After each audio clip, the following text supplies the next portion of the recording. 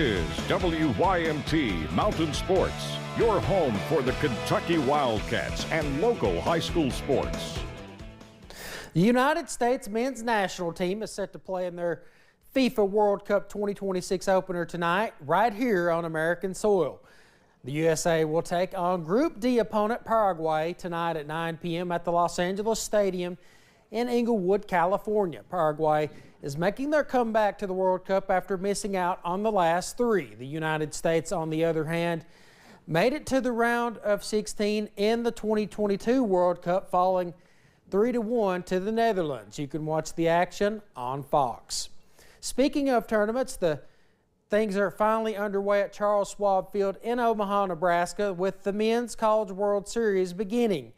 The action started today with West Virginia taking on Troy, the Mountaineers winning that game against Troy 7-5. And then here shortly at about 7 p.m., Ole Miss will take on the North Carolina Tar Heels. The bottom side of the bracket is where things get interesting for SEC fans, with Alabama taking on Oklahoma at 3 p.m. tomorrow. That contest will be followed by Georgia squaring off against Texas at 8 p.m.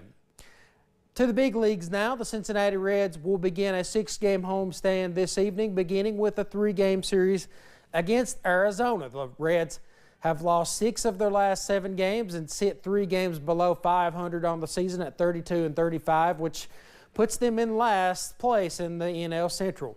The Diamondbacks, on the other hand, sit at exactly 500 with a 34-34 record, good enough for third in the National League West. First pitch is set for 7:15 p.m. and you will need an Apple TV subscription to be able to watch. The Louisville Kings have a chance to claim the UFL championship tomorrow.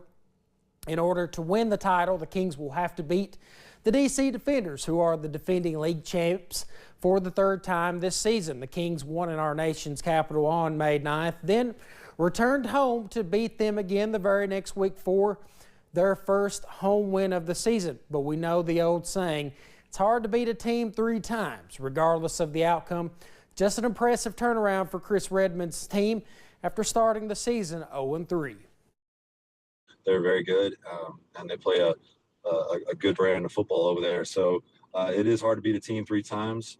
We worked extra hard this week to get our best focus and everything else to finish the season off right. Kickoff for the United Bowl tomorrow is set for 3 p.m. on ABC. That's sports. More news is coming up after this break.